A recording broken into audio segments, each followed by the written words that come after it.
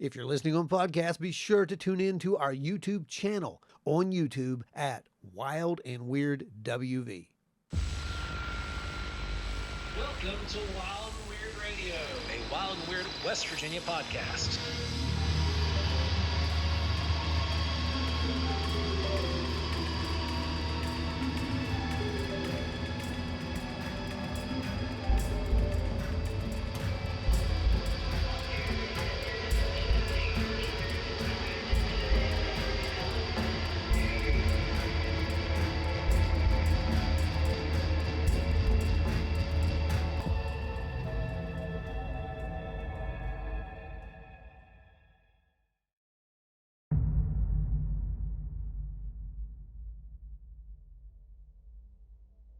Welcome back to another episode of Wild and Weird Radio, your favorite Wild and Weird podcast. We cover a little bit of everything. For those of you who are new listening to us, go back through our catalog. You're going to find everything from Bigfoot to UFOs to other cryptids, mysteries, and monsters. And Brandon. and even Brandon. Even Brandon's here.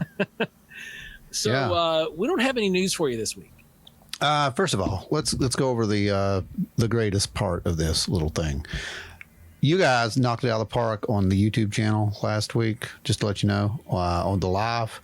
We had a little bit of storm issues that rolled in, and we didn't have our normal people. We were kind of worried about where they were all at, and there was massive storms that rolled through the area.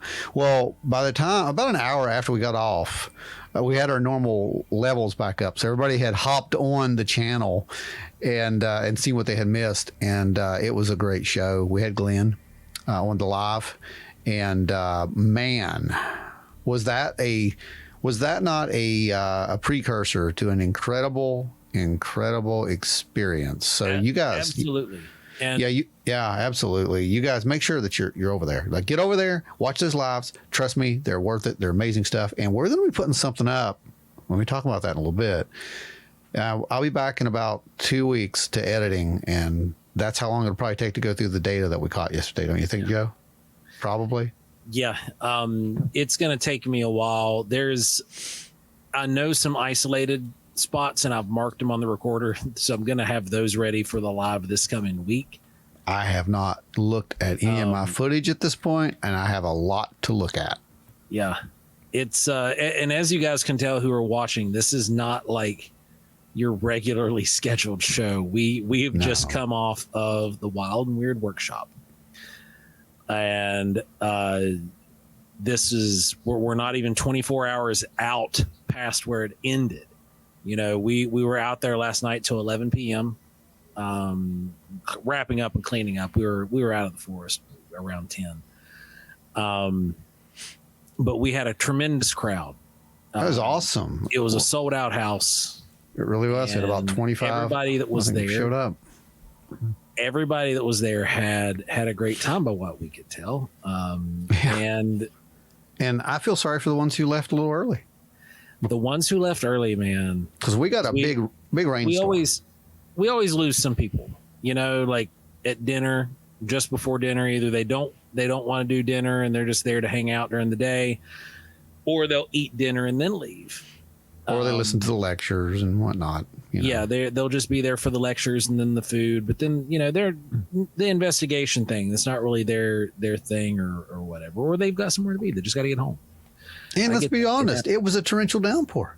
Yeah, it was an absolute downpour all day, which was great. It still worked out great because we're under the shelter. We had power after a little bit. Yeah. And everything worked out. But man, you know, all right, we're beating around the bush. Let's just tell them what happened, because it's weird, and we're just going to tell you. These things need to stop happening. But honest to God, I'm starting to really feel for Stephen Greer. All right, so I'm really starting to feel for that dude. Like, you know, I'm just going to say, because it's like, this shouldn't happen. You don't go out there and find stuff. Not at this rate. Like, no, you don't. We usually don't. Like, you know, we hit these areas a lot. We go out, we do our thing, and probably 8 out of 10 times we come up goose egged, but we're out in the woods, so we don't really care. A good day out in the woods is better than sitting on the computer or in the kitchen any day. I can attest to that because there are days that I don't see daylight. Right. Like, and, for real. So, to this whole thing's credit, we actually do our due diligence to find areas of interest. Let's make sure that's addressed. I want you to talk about why this area was chosen. Okay. Yeah. So let's do that first. This for our workshops and for the majority of our events that we do hold, like the Wild and Weird Con, the Flatwoods Monster Convention, we are very selective with the facilities we use. We want them to be, for Flatwoods example, it's close to the actual event, and we're holding it on the anniversary dates. Close as you can get. So really? Yeah, as close as we can get, because the farm's private, you can't touch it anymore. But with Wild and Weird Con, we hold Wild and Weird Con in a location that has historic activity, and we do the same with our workshops. And this exact location that was chosen, because the Bigfoot Workshop is a kind of a living memorial for Wayne Barnes. Those of you who've been with us since day one, you know who Wayne is and who he is to the show, and he was one of the original hosts, and he was also one of the guys on our research team. So I thought, what better place to take this workshop this year than to the last place that we had an encounter, and this was 2 years ago. But this location does have historic recorded activity, not only by us, but by other investigators. And, but it was special. It was a special place because Wayne had an experience there. My wife was with us. All right, so tell them what happened when you guys were there. And what happened? When we went out, we hit the woods at dusk. It's the golden hour for Bigfooting, in my opinion, is dusk or that, about 5 a.m. kind of window. Those are the two sweet spots for getting out in the woods and getting activity. So we hit it at dusk, and we made it so far out into the woods, and all of a sudden we had this thing stomp the ground hard enough that we could actually hear it and feel it. You said there was a vibration back when you told me about the story originally. Yeah, like it hit. You could feel the thump in the ground. Yeah. Wow. And then this growl, this deep, like, kind of growl. Oh. Yeah. And so we stopped because there was a bend going around the trail. And this whole trail runs a spring-fed creek. It's all along a spring-fed creek, all the way up to the ridge line. And we heard this thing, and we knew we were in the presence of something. We didn't exactly know what it was. It could have been a bear, etc., because bears will, raise up on their rear feet and then slam down with their fronts and huff. So we were just like, well, okay. And then my wife was with us, so we're like, let's not feed Kelly to a Bigfoot. Sure, that's a bad thing to do. And so we turn around and we start making our way out, where we get paced out. There's something behind us walking. We know we're being. That's not bear activity, but it is historic Bigfoot stuff. Yeah. So when choosing this location, we picked the spot because of that. Now there's a prior sighting as well. Yep, there's a prior sighting, because the best thing about it, the very next day, we were there on a Saturday, and there was a birthday party in the shelter in that same cove the very next day, and we had a Bigfoot sighting report called in. The very next day, wasn't even 24. It was like 12 hours later, and they seen this thing up on the ridge. It's a finger ridge that juts out in between two different playgrounds that are surrounded by shelters. So there's dumpsters with trash cans, plenty of food, tons, and I mean tons of cover. So, okay, so we got the background. there's the background. That's why we picked this exact spot for the workshop, because hey, there's a shelter right here. Let's use it. We're going to go out here. We're going to talk about Bigfoot all day. We're going to eat. We're going to be making noise. We're going to make ourselves entertaining as possible. So that way, if there's something watching, it will take interest in us and maybe pay a visit. And what happened? We were having the workshop. It poured the rain. Oh, it was a deluge. Like buckets and buckets of rain. It was so heavy at points that like you couldn't see the adjacent ridge. It was so heavy, it was just whited out. Yeah, I've got pictures. And everybody stuck it out. Everybody had a good time. It only lasted for about an hour, but heavy rain though. Oh yeah, it was really heavy rain, and it's steady, and it did rain for more like 2 hours, but that heavy rain was only about an hour. So it's about 5:15, 5:20. It quit raining.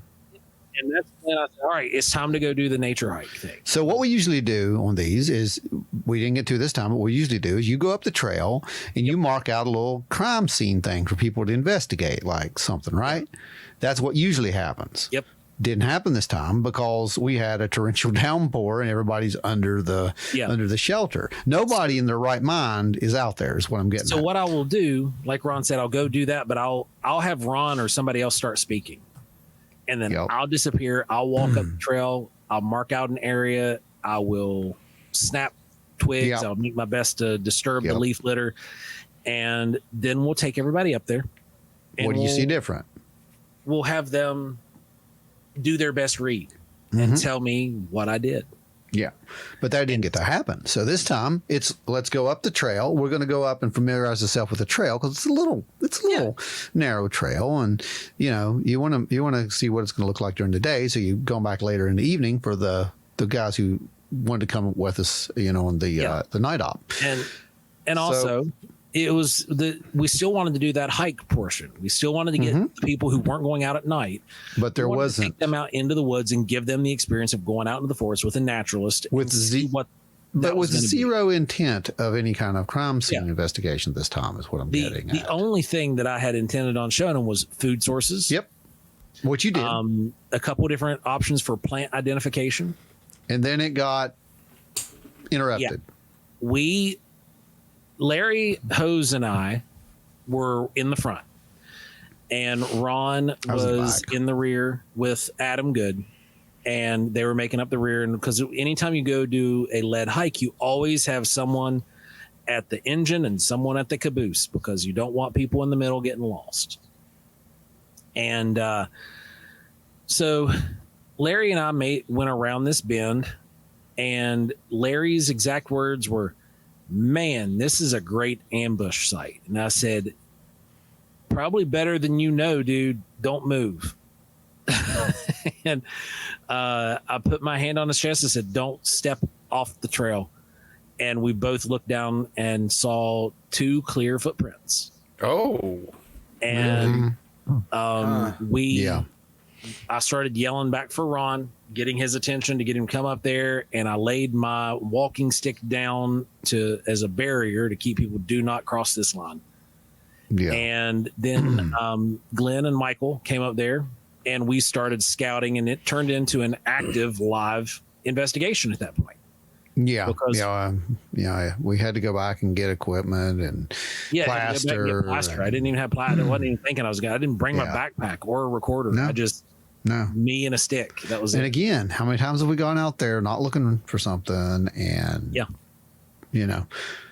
so and you poured the plaster. Yeah, we went back. We found a few tracks worth casting.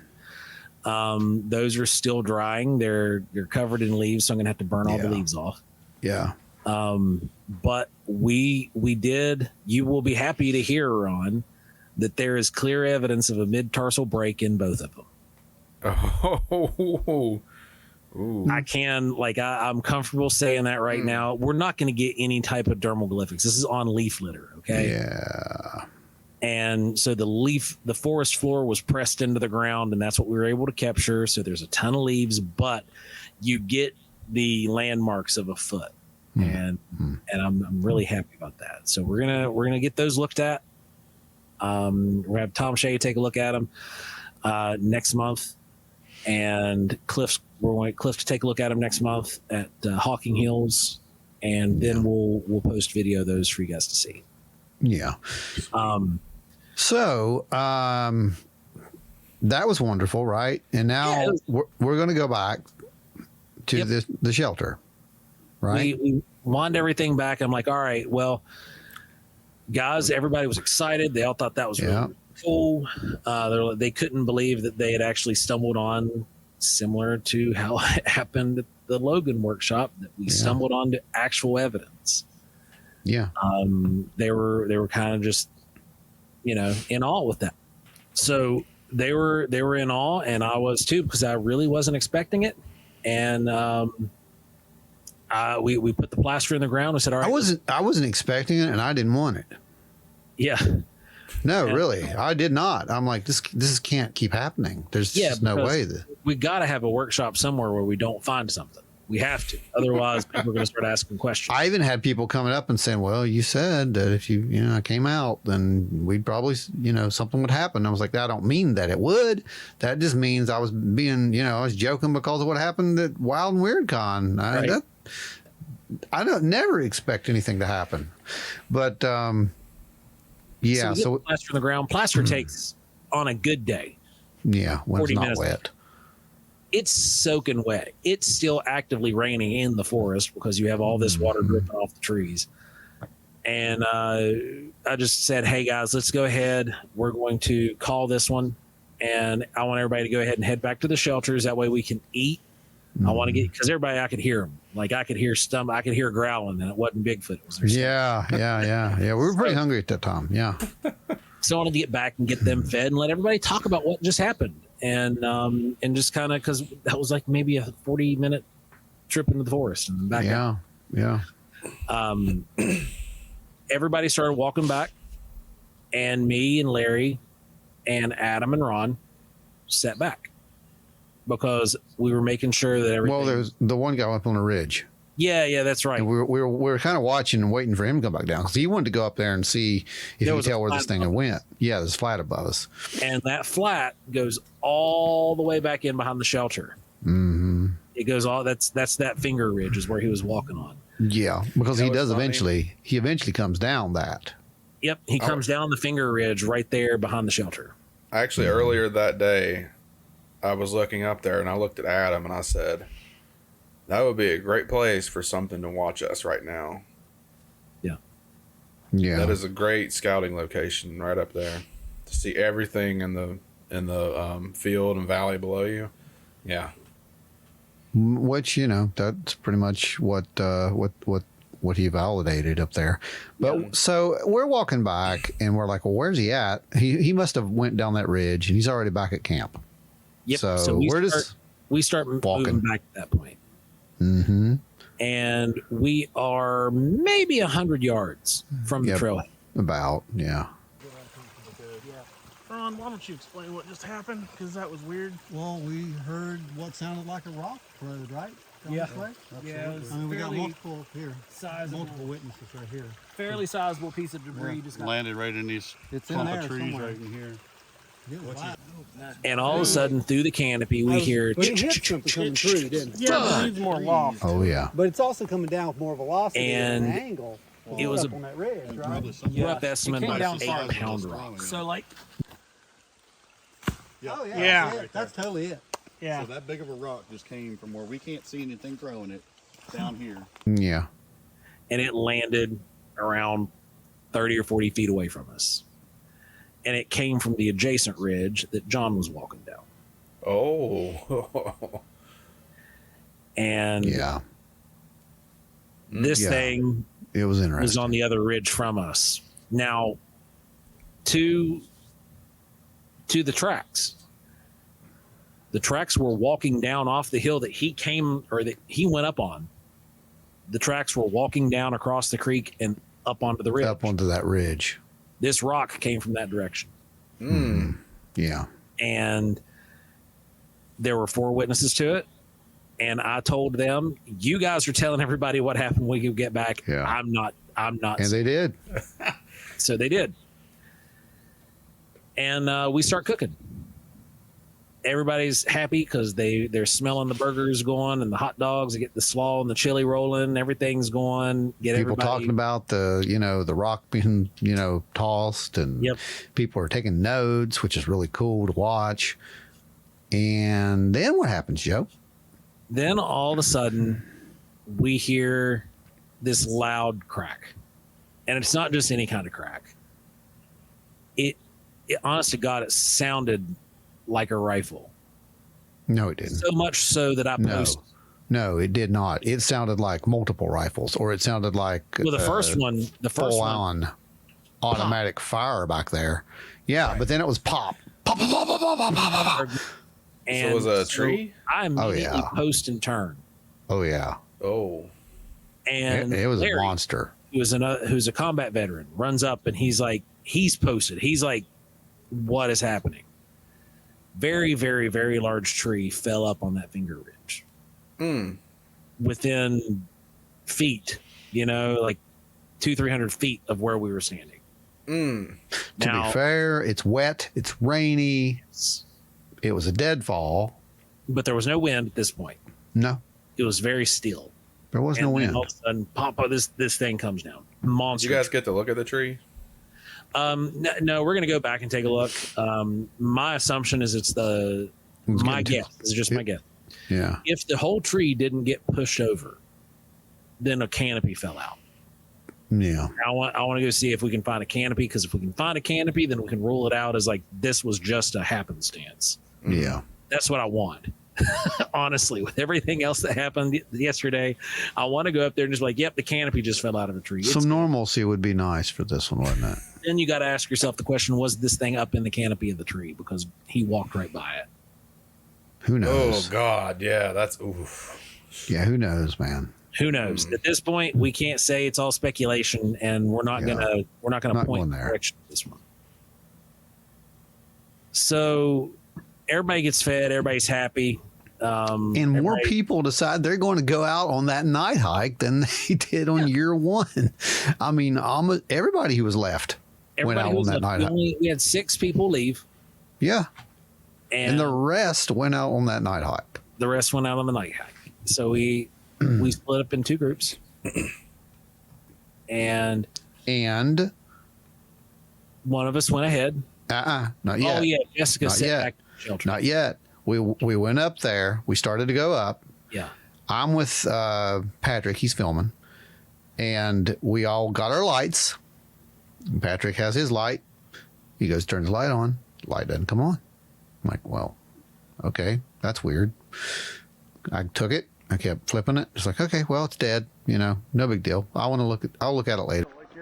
So Ron, this flashlight that I have, heard you in a while. it worked until we went in the woods. And nothing more was thought about that. Now, what you said. So then we split. We broke off in 2 groups. Patrick was running the camera with Ron and hanging out with them. Jessica And stayed I back grouped ahead at shelter. probably 50 yards Jessica stays back at shelter. You Jessica- gave her, at the beginning. yeah. She and never attempted to come out in the forest. So Right. she stayed back the so whole you left her comms. Yep, we left radio with her.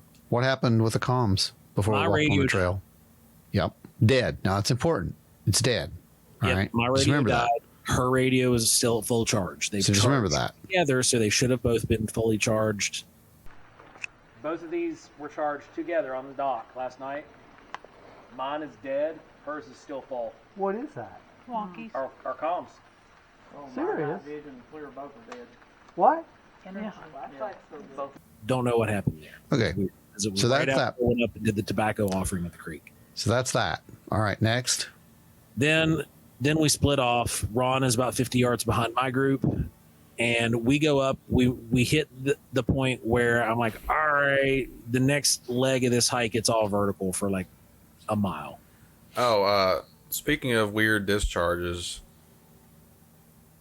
I just thought I should add this. When we got in the car, I pulled my phone out of habit. There's no signal down there or anything, so there's no point in even having your phone out. I happened to notice my phone is at 38%. And we had, when I had it fully charged when I left the house. Okay. Now It's that's weird. not terribly uncommon there, because if you take your cell phone outside of signal range, that's the last thing your cell phone wants. So it starts to vigorously search for signal, and it won't slow down. Yeah, you want to put yourself in airplane mode. Signals, it will drain battery pretty fast. Because I worked there for a while, and just going out there every day, my phone would die during the time it was in my desk at the office. Oh, okay. So anyway, we're out there. We broke off. I'm about 50 yards ahead of Ron, and I've got the bulk of the group with me. Ron, I've got about 5 Ron is people just with Ron, me. Adam, and Patrick, Adam, Patrick, Adam, Larry, and I thought there was one more person, but maybe not. But either way, it was just you and you four, because the rest of them were up with me. Maria and is that what it was? Okay, yeah. and Maria and everybody else was with me. So I get up to my point, and that next leg of the trail is vertical for, like I said, about 3/4 of a mile up until you hit the ridge. So instead of having everybody try to climb that to a flat, I just said, all right, we're going to hang out here, lights out, and we're just going to observe. Nobody make noises. We're not going to do tree knocks. I am going to whistle after a couple minutes, but we're going to sit in the dark and just see what happens. We're going to observe. We are going to, so my audio recorder is running the whole time. And, we're sitting there, and I close my eyes and I'm listening to everything, because we do have a babbling brook right beside us. And I'm listening, I'm focusing as hard as I can. And I hear something on the ridge behind me coming at an angle. It's like at a 45 angle from me, roughly 20, 30 yards. And we heard the rumble more than the growl. And I didn't say anything. I sat there and I waited to see if anybody else said anything, that they had heard something. And Bryn, one of the girls that came with Glenn, one of his daughter's friends, was like, did you hear that? And then Liza was like, yeah, I heard that. Joe, can we turn our lights back on? And I was like, hang tight. Don't overreact. Just hang tight for a second. And then Michael was like, yeah, I heard that too. And then everybody in the little group, because we're all standing pretty tight, and they're like, yeah, we heard that too. We heard that too. And they're like, can we turn our light? And I was like, just hang tight. And I said, all right, everybody go ahead and turn on your lights. We're going to go lights on. And then we stand there for a minute, let everybody get their bearings, because, we're in the dark. Your eyes have got to adjust to the light. I didn't want anybody moving around, tripping and falling, going in the creek. So we stood there for a little bit longer. I just debriefed everybody. Yeah, we heard something. I got my recorder. I don't know if I'm going to get anything because the water, but we're going to see if we can clean it up and catch anything. And so then we started making our way back towards Ron. And when we catch up with Ron is telling us that he had an interesting thermal signature. So go ahead. Yeah, we were behind you guys, and you went on ahead, and I was trying to get everyone around this one little part there, and making sure they didn't, hurt themselves. And all of a sudden, Larry's like, "There's something on that ridge line. It's flanking us." I'm like, what's going on? He said, I hear something up there. I'm like, okay. So I had the thermal. I had a bunch of stuff, but I had the thermal. Where Ron was standing, the creek wasn't nearly as loud. So I had the thermal, and I take it up, put it on the ridge line. It's not recording right now because my hands are completely full. Point it up, and there's a heat signature there. And I'm like, what in the world is this? And I'm trying to describe it to him. I was like, there's something up there. There's a heat signature up there. And it's a stump, but it looks like there's something that's lighting that stump up from around it or behind it or something. And I'm like, oh, crap. So after observing it there for a few seconds, I started passing off equipment and grab my phone and tether the device, and that way we can watch it. By the time it comes up on the tether, though, it looks a little different. Now the thing has it's almost like a residual effect, like something was there, because if you touch something, the the residual is going to show up on the therm. And we've demonstrated that multiple times. Yeah, exactly. Against the wall. Yeah, same thing. Just like that. So I'm like, well, did something, was there something touching that? There was an animal laying there, and that maybe that's what we saw. And then I'm watching it, and it's like, it looks more like something's actually in this log or behind this log or something. It's a really bright heat signature, and it's pretty cool up there. There's really no reason for anything to be that bright. We're like, could that be a rock? Doubtful. Sun's been down for a very, very long time. It should not be that bright. This thing's bright. The sun wasn't even out that. Oh gosh, no. Really? It came up for like a couple of seconds and went back. It was just heavy cover that day, and all the rain and stuff. But it was really weird. And let's not forget, the temperature dropped about 10 degrees after that rain. Yeah.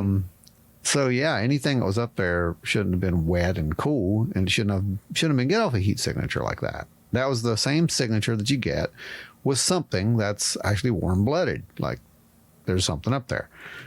And so we just sit there and observe that, and we look up the trail, and all of a sudden everything just lights up. I'm like, looks like a UFO landed up ahead of us, Yeah, and that's we had told everybody too. The flashlights that we bought everybody. That's the group when they turn the lights on. Workshop. When we fired all of those up in the forest, I said it's likely that a UFO might even show up because you weren't kidding. Think there's an invasion. You weren't kidding. Those were bright, and we saw the lights come on. It's like, well, there they come.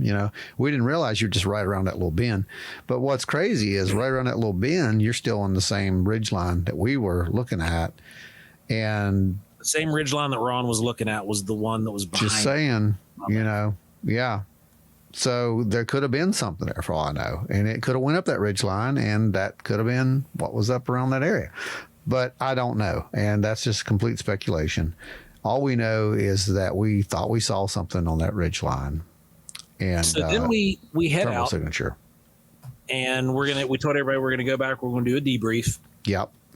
And we collected the casts. Oh yeah, I forgot to say, Glenn, he was behind us. That's who I was talking about. That was their other person. Because Glenn fell back, and he turned back around and went back because it was just too much walking up that way. So Glenn goes back, and apparently Glenn goes back to the shelter where he's going to, sit there with Jess. She's gone. So she got abducted and eaten by Bigfoot, guys. He's like, what happened? Where's she at? And he finally finds her. She's in the vehicle, and she tells us that, well, go ahead. Well, I didn't actually stick around for the story. The only thing I got was directions, and she heard something walking up the creek. And you took off. My instinct kicks in. Yeah. I go to the creek. I start looking for footprints. Well, that's all she said. She said she heard something sloshing in the creek over in the creek area, which is right off to her side there, right? Off. Yeah, it was about 25 yards away from where she was setting to her rear. Yeah. And to the left. Now, she didn't hear any growls, nothing like that, nothing, but she did hear something sloshing around in the creek, and she thought, could be a bear or something like that. She's getting out. So she did. She went and got in the vehicle, the truck that was parked down at the other shelter. And then you guys went out there looking around the creek area. Me and Larry went out, and we started tracking through the creek. We were looking for the best sites for, cover and maneuverability. And that is when we came upon another track. It wasn't worth pouring plaster in because it was another one was leaf litter, but the shape was great. The shape was right.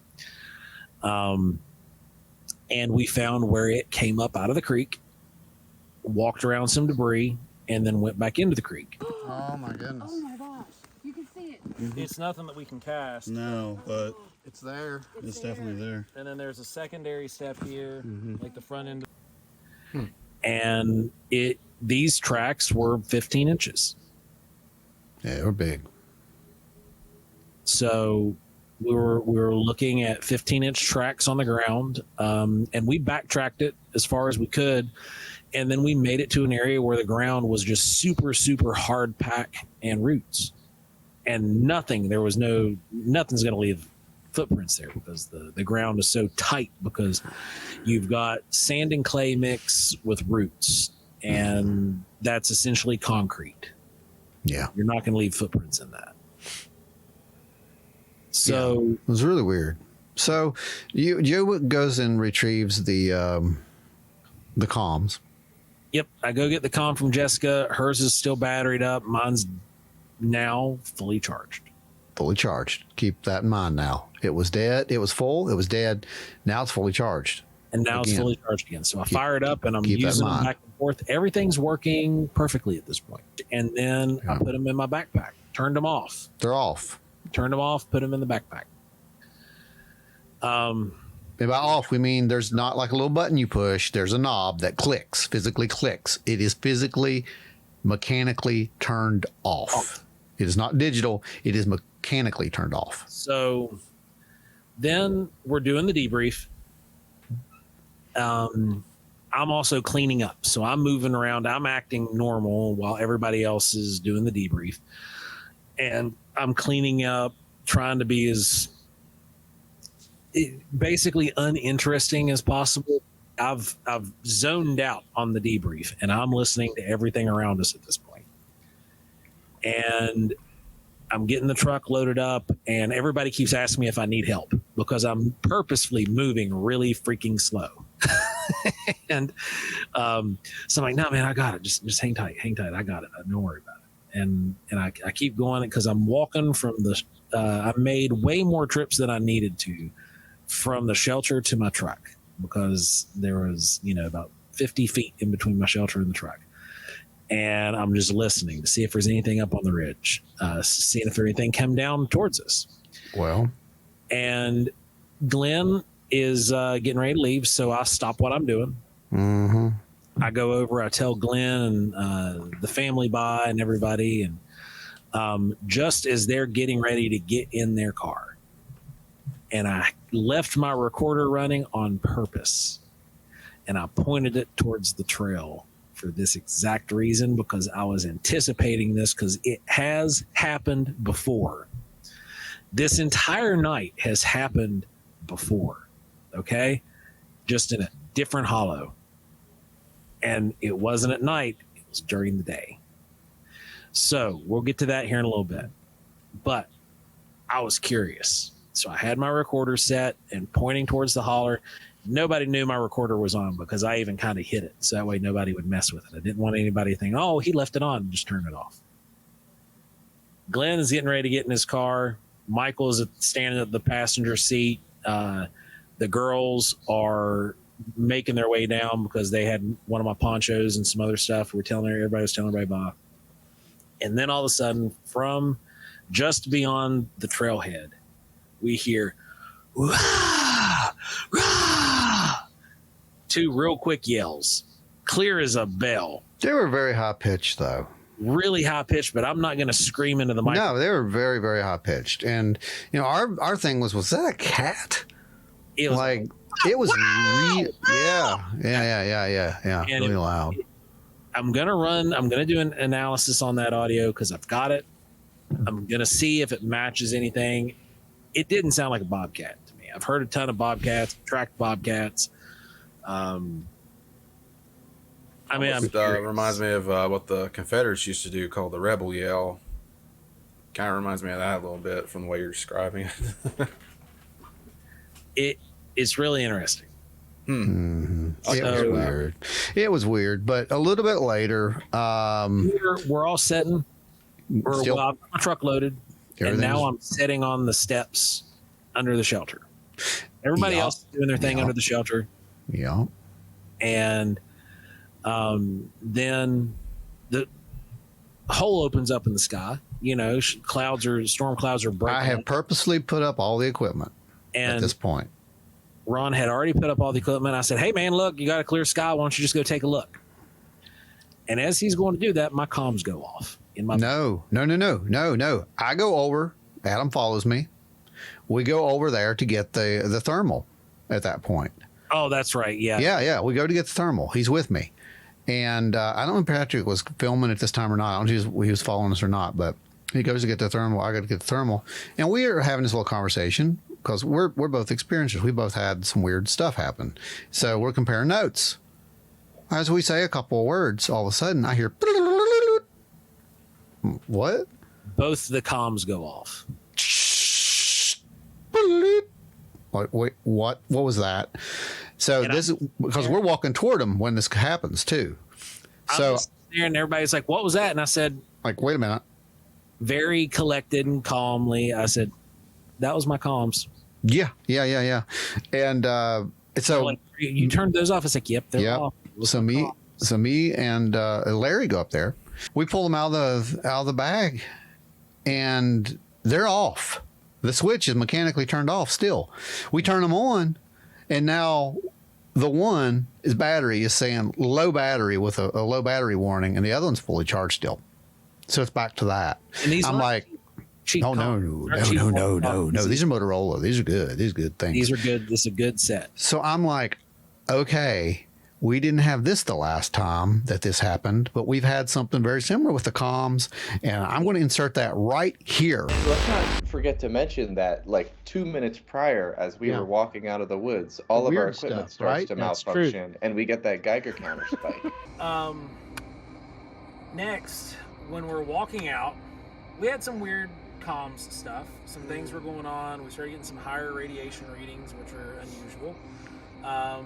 Because it started going up into 40s, 40 CPM. It's not high enough to be lethal or anything, but it's high enough to be an anomaly. Tell them when that happened. Right around the time that the comms were going goofy. Yeah, that doesn't happen. Because it happened out of Wild Weird Con. And that was when Danner, right, as soon as he got that spike, right before he got that spike, the comms go off. And I'm like, okay. So I literally run over to the vehicle and grab the spectrum analyzer. Turn the spectrum analyzer on. I'm sitting there staring at it. I'm see this little peak. It's just like sitting there. It's right at this one frequency. And I'm like, what is that? And I look up at the top, and it's 1.57 gigahertz. And I'm like, holy crap, this is 1.57 gigahertz. And it doesn't move. It's right there. It stays at 1.57. And Adam and I are both sitting here watching this.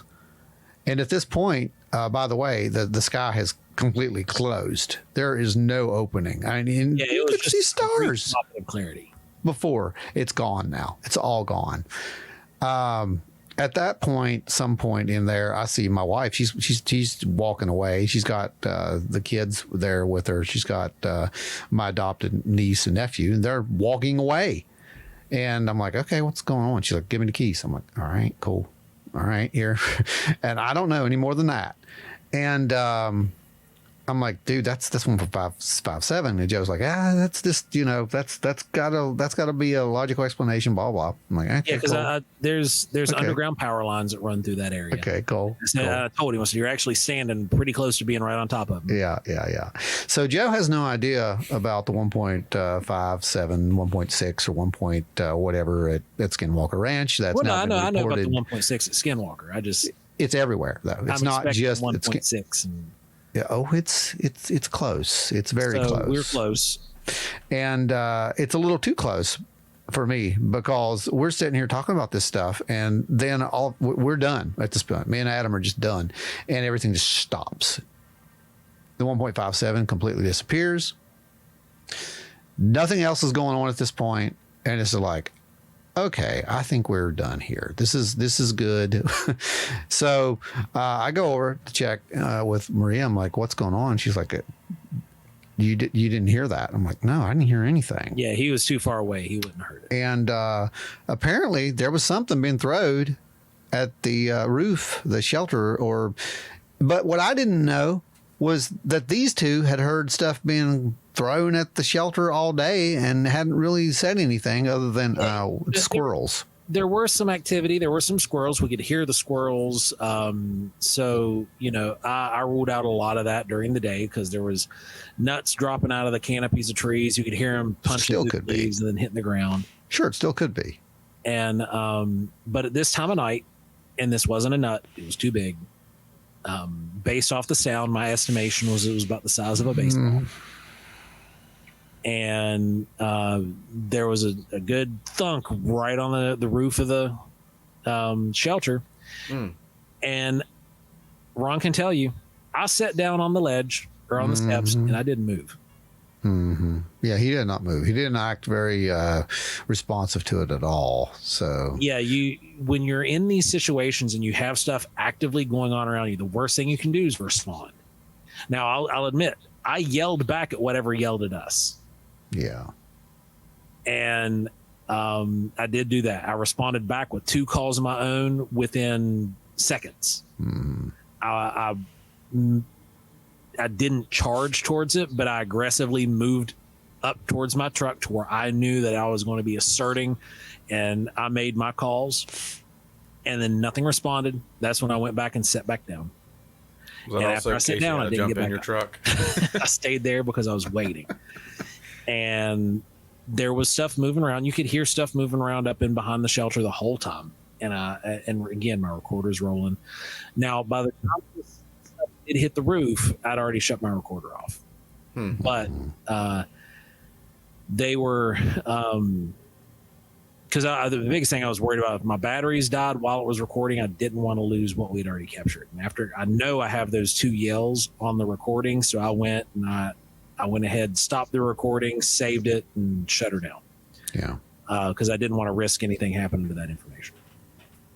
But we're sitting there, something gets lobbed and lands on the roof, and I'm just like, yep, that's expected. I was waiting for it because it had been that kind of a night. It'd been that kind of an active night, and we were getting observed, and we were observing. And I don't know what it was. And this was to me the reason I was sitting there was as collected as I was, because I've already lived this once. And it was with the Boy Scouts. When I took the Boy Scouts out, we had rock clacks, we had trees pushed over, we had multiple witnesses describing anomalous sounds. Yeah, you did. We had stuff tossed at us as we were leaving the trail. We even heard vocalizations, and it was all bam, bam, bam, bam, bam. It was just like that event. And so I was anticipating the next thing based off the past, based off repetition and what I'd experienced before. And it stayed pretty true. Yeah, it was definitely interesting. It was very different is what it was. It was very different. And, I still don't know what it was. No idea what that was. Don't know. It was weird. Yeah, it was definitely weird. There definitely was, in my opinion, something out there. I don't know what it was. Again, I'll say that, and I can't stress that enough, because people will be like, "Oh, they said they saw Bigfoot." No, we didn't see anything. I did not see Bigfoot. Personally, I did not see Bigfoot.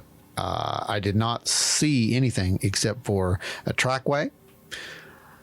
I observed a weird signal on the spectrum analyzer, and that was much later in the night, and it was also at a different point of this whole thing. I thought it was very interesting that we had over 20 some people, and Glenn had just told us, literally before, that it's all about intent. You're going out there, you have a clear intent of, what you want to experience. And these people wanted to experience seeing stuff. Now, what's really funny about this to me is that of all the people who were there, everybody experienced something. Every single person experienced something who was with us. Didn't leave early. Yeah, they didn't leave early, except for Glenn, because Glenn did not need to experience it. Well, he heard the yell. He was standing there when that yell happened. He heard that, but he didn't. Like he said, I didn't get to see, because he didn't go up, I guess with you guys, of course, he wasn't up there to hear the growl, or anything like that, because it was too far up. But the guy that rode in the truck with him was. Yeah, Mike was. And so was his daughter. Yeah, exactly, which was great. Yeah. And I think that hooked her, by the way. I think she's solid now. But I thought that was just really cool, because, he's like, basically you're trying to set, and we talked about this last week on the live, a people We talked about them as people. We talked about them as a tribe. We talked about them as a functioning society of something. And that's how that they were treated. They were treated as a functioning society of something by people who had clear intent and pure intent. No one was trying to go out there and harm them. No one was trying to think of anything malicious with them. And we forgot to also mention there was another battery incident, and that was one of the other guys. Oh, Patrick's battery. Oh, I forgot about that one too. That's just bizarre. We're going to put that in the bizarre category for right. Yeah. We'll get to that in a second. But there was another FLIR, and it was something else that went down, right? It was a FLIR and his one of his lights. It was a FLIR and a light. Yeah. I think that's right. So, and which were fully charged. They were fully charged again. So we had multiple items that had power that were going down. I'm happy to say that everything that I had pretty much was good. The phone was down, but that's probably because we were filming with it. And we were filming with it. We were running the tether with it. Patrick was running it all day. That's normal. And we actually had a full charge on the Phasm cam, so it didn't die during this either. So I can't wait to look at some of that stuff. But the weird part was when Patrick goes to hand me the battery, because I'm going to take the battery home. I'm going to test the battery and see, how, if it's dead or if it was just his light that was messed up. Hands me the battery. And he's like, no, I know it didn't look like that. What do you mean? This battery's corroded. This battery is swollen on the tip. It's corroded on the bottom. It looks like it's been in that light for a year, is what it looked like to me. Longer. Can you confirm this? It looked longer. Longer. Like when you come across an old piece of equipment and there's batteries in it. That's what it looked like. But it was in, like he said, I don't know if it was a new battery, but it still had an expiration on it of 2024. So it's new enough. And he said, I know it didn't look like that. Yeah. He's like, I know it didn't look like that. And he's like, I just wondered, turning it on, turn it off, that could have caused it. And he's like, maybe swell, but I couldn't explain the corrosion. And I can't explain the corrosion. And I would love to talk to anyone who knows if there's such a thing as rapid corrosion, because I don't know how that could happen. So. I think corrosion takes a while to happen. There's a chemical it does, yeah. I'm actually a corrosion specialist from the Air Force. That was part of course you are. So corrosion expert. Corrosion control was part of my job. All right. So corrosion expert. I want to know, how long does it take? What we saw, how long would that take? With acid introduction, you can do it in minutes. We don't have acid unless battery acid. Yeah. There wasn't a leak in the battery. Yeah. You would have seen that. And this is a dry cell battery. Yep. So there's no physical acid. Right. So not that. We can rule that out. What else? Okay. The only way you can rapidly corrode is with acid. That's it. So you're telling me or alkaline. You have to be extreme on either end of the spectrum. You can rapidly corrode. So you're telling me that it has to be a chemical reaction that causes that. Absolutely. Or a reaction over time. Yeah, reaction over time. Like if it just sets and you got moisture and you have the positive electrons, you're gonna have a slight charge, and it's gonna cause corrosion. Right. But we didn't have a year's worth of time that passed. But here we have a battery that looks like it literally, for whatever reason, all of a sudden, it's a year, 2 years old. I mean, that's what it looks like. Now, I don't know what to do with that. If anyone wants to address this, I am more than willing to listen, because I want an explanation. Anybody who's questioning my credentials or whatever with the military and whatnot, you can just look it up. My career was a 2A755. So they called us sheet metal. We were the sheet metal shop, but we specialized in corrosion control, non-destructive inspection, painting the aircraft, metal applications for like high-tech stuff. We were the shop that did all of the stealth application paints. We did all of the hand forming and fabrication. We did we ran computers for like these massive machines called a Gerber machine. So any of the vets out there that have ran a Gerber machine, you know my pain and I know yours. That's basically what a Cricket became in a desktop version, but a Gerber is like 10 feet wide.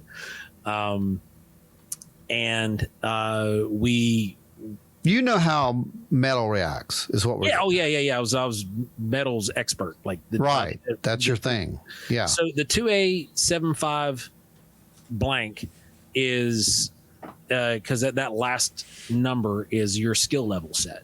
So 2A751 is introductory. 2A753 is your intermediate. 2A755. So the last number indicates your skill level set. There you go. So it's 1, 3, 5, and 7. 7 is mastery. 5 is journeyman. I was a journeyman. And when it comes to metal and special materials like resins and silicones and acrylics, I'm the guy you want to talk to. Well, at least you can do something. Right? I know. Right? You know?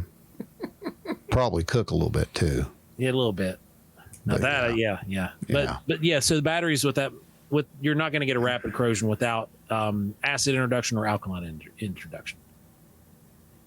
Not like in, from the way Patrick put it in, like where he put it in there today or the day of, and then it's going to corrode like that unless you do an acid treatment. And it worked. It worked fine. I saw him flashing that little light earlier in the day a couple times. It worked just fine. Went up on the trail. It's dead as a doornail. Well, no wonder it's dead. It's got a battery in it that's aged mysteriously 2 years or some nonsense. Now, I don't know. I want anyone to explain it to me. And anybody who wants to try to use the electrolysis, which, the conductive moistures, like that strips corrosion, not causes it. Mm-hmm. Yeah. Yeah, I don't know. I'm at a loss on this one. So whether it's related or not, I don't care. It was interesting. It was weird. It was interesting. So we had a very interesting time at the second Wild and Weird Bigfoot Workshop, and we're still, like I said, we're days away from looking at all the footage and going through all this stuff, and we had other people filming at the same time. Yeah. So there's a lot to go over. Their data. There's a lot to go over. And so to all the new initiates, welcome to the collective, everybody. Yeah, pretty much. Now you know how to do it. Now you know the weird stuff that's out there. Yeah. I'm glad you got to see it. So, like you'd said, we got a lot of work. Mm-hmm. There's a lot of work that we didn't need. Yeah, I can't. We needed downtime so we could work on stuff for shows. Yeah, I literally can't because I'm going straight to Kecksburg. So if you're listening to this right now, make your way to Kecksburg, Pennsylvania tomorrow, and you'll be able to see Ron talk. Yeah, I think we're speaking on Sunday, if I'm not mistaken. Oh, you're going to be speaking Sunday? I think so. Yeah, I think so. So they're forcing you to stay the full time is what it is. Yeah, I know, but it's okay. It's a fun event. It's really fun, actually. And hopefully you'll have a lot, the place will be packed. It'd be awesome because it's really cool. The parade's really cool. I like that. But so I'll be doing that. And then right after that, we'll be heading to Hocking Hills. That's right. The following weekend, we're going to be in Hocking. So Ohio. Don't expect us to get to the data until after that is what I'm getting at. Yeah. So we've got next weekend. We have 1 weekend to get stuff done. And the following week, we're going to be in Hocking Hills. Yeah. Because we've got to make product. We've got to get enough product done for the shows. Presentations have to be finalized, which they're pretty good. You're going to enjoy them. I can tell you that. And you might learn something. I don't know. I think the people yesterday learned something. Well, you guys are going to have some really interesting evidence to show people at Hocking Hills now. It's not evidence I wanted to show. I definitely want to get these calls stripped down so we can add them in. I'll be honest with you, dude. This is not what I wanted. I did not want this. Like I said, I feel bad for Stephen Greer. I understand. I really do. I feel so bad for talking smack about this guy. Maybe it's karma. That's probably what it is. Because it's like, yeah, no one believes him because every time he goes out, this happens. Hey, I'm with you, bud. I get it. We're just not dropping flares. I'm just not dropping flares. But other than that, you know, I mean, I get it. I totally can see how it happens. I really want to hear those calls that he had recorded. That's I'll have those isolated probably tomorrow. I'm going to go through and get them cut out so that way they're not such large segments. I'm just going to get those few seconds isolated. And yeah. Are you guys wanting to go back to that shelter and look around? Yeah, that's what happens at some point. I mean, you know, again, it's not going to be before Hawking Hills. I can guarantee that. Yeah, I mean, we are too busy. That's literally it right now. Well, let me know and I'll try to come with you. Oh yeah, we will. You can just come and park your car at my place. We'll carpool. Okay. Yeah. Well, until we can, you know, get back out to the site. Yeah. That's about where this little story is going to end. We might be able to hit it after Wood Booger Jamboree because we got to pass it. They go to Wood Booger, so that might be an option. Yeah. But yeah, guys. So speaking of future events, we got Wood Booger Jamboree coming up. That's August the 12th. You guys definitely don't want to miss that. We're doing a back to school book bag and school supplies drive at this event. All of the donations are going to be going towards the local schools. We're also going to be having some great food there that weekend. It's going to be a good time, August 12th. And then the following weekend, you will be able to catch us at Cryptid Bash. That's going to be a great time. And then we got a few weeks reprieve before we're going to wind up setting at Flatwoods Monster Con and then the Mothman Festival. I mean, it's just busy. Like right now, this starts our busy time of the year, and it is nonstop until November. And you'll be finding us everywhere. We're speaking a lot. We're appearing a lot. It's gonna be a good time, guys. You're gonna be sick of us, right? And if you want to find more of our stuff, you can head on over to our YouTube. If you want to try to catch up and see what the workshops were like, because you know you guys, anybody that missed it this year didn't get in time. I got a feeling next workshop we host is probably going to sell pretty quick. We had people that came in from I think the farthest driver came in from like 4.5 hours away for this workshop. Wow. That was really, really cool. And I expect to see the crowd grow. We're going to keep it small. We're going to keep it at 25, just for it's easy to manipulate. It's easy to manage that way. Yeah. But we're going to be announcing some dates for those in the future. So stay tuned.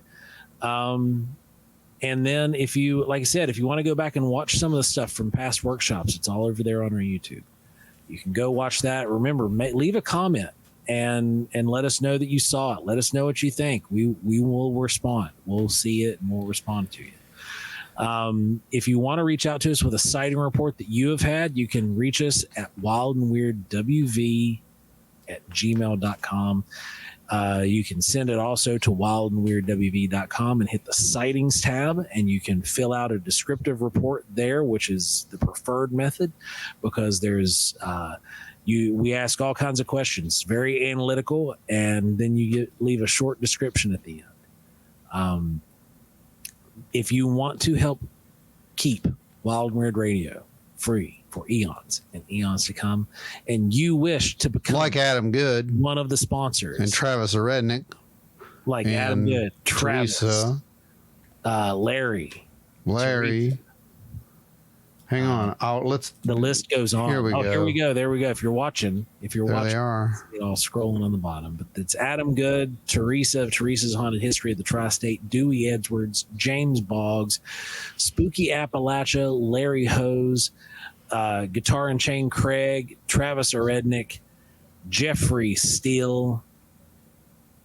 Guys, we can't thank you enough. But if you would like to add your name to that list, go pick up something from our shop, or you can catch us on the live and you can just donate directly to the the good news, the spreading of the wild and weird among the rest of the world. Well, apparently we're spreading it. So. I'm one of the super chatters, and our super chatters do not get disappointed. We take care of those guys. We send them stuff.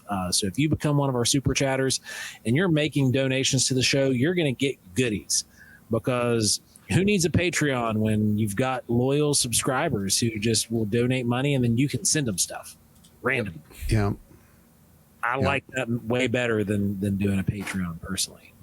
Yep. I agree. It all goes to the same place to run the shows and keep everything rolling. Keeps everything rolling, and it keeps other people out of the pocketbook. Mm-hmm. You know, your donations come directly to the show. We don't have to pay a proxy to take care of that for us. And you get to deal with us directly. It's all a bonus, in my opinion. Also, don't forget, go check out Brandon's new book, The Ouija Board Said It Was a Hungry. It's a collection of short horror stories that Brandon put together over the years, and it's now bound in a beautiful hardback edition that you can pick up and have sent straight to your door. Brandon, what is that website? It's BrandonWritesHorror.com. BrandonWritesHorror.com. You can order books directly from Brandon, and if you will do that, I believe you sign those from your website. Is that correct? Yep, and you get a free custom bookmark with it. You get a free custom bookmark. So the price goes down when he signs it, but goes back up when you get the bookmark. Yeah, the bookmark's probably worth more, honestly. But guys, for real, go check out the stories. There's some great ones in the book. Brandon sent some of them over to us to read and kind of check out prior to the publishing. And we're really proud of him and everything he's got going on. And don't forget, if you want 10% off your first month subscription to Paranormality Magazine, you can use code Wild and Weird 23 to get your 10% off your first month subscription. It'll get delivered straight to your door. Great artwork, great articles. Brandon's one of their writers, so go and support Brandon throughout that. We've had a few other writers on the show with us here recently. They're great people. Go check them out. That is Paranormality Magazine. Use code Wild and Weird 23 to get 10% off your first month subscription. Guys, I think that wraps us up, don't you? I think so, yeah. I think so. I think until we have more info on this. I would like to put a panel together and get some of our guests who were at the workshop to come on, maybe for a live, and discuss, in their own words, what they witnessed. So let's try to get that at some point. Yeah. Maybe it just happened. I don't know, because time travel. But maybe we can schedule that not for this week's live, but next week's live. So that way, this episode airs first. Everybody can listen to it. Then we can do that. Have to hear everybody's. Yeah, we can do that. That would be good. So it'll take probably a while to get everybody on board anyway. So, All right, sounds like a plan to me. Let's do it. All right, everybody. So tune in with us this coming Thursday for a special live episode that we throw up every week. They're always special live episodes. You don't know what's going to happen. The chat's always great. We're going to be throwing together a good topic for you guys, and then the following week we're going to try to put together the workshop episode. We'll get some people on the air. We're going to have them tell their experiences. It's going to be a great time. Should have some clips. I don't know. We'll see. Yeah, remember, that is Wild and Weird WV on YouTube. Look us up, go subscribe, hit the notification bell. That way you get alerted every time that we produce new content and it gets dropped. You'll get to know, you'll go check it out. It'll set a little reminder on your phone. It'll annoy the snot out of you till you go watch it. That way you can go catch up and stay up to date with everything that we're doing at Wild and Weird West Virginia, and Wild and Weird Radio, and the High Strangeness Collective. So remember, the next time you go out into the forest with us, we can't guarantee that something's going to happen. But at this point, I'm going to say it's a good probability. Stay wild and weird, everybody.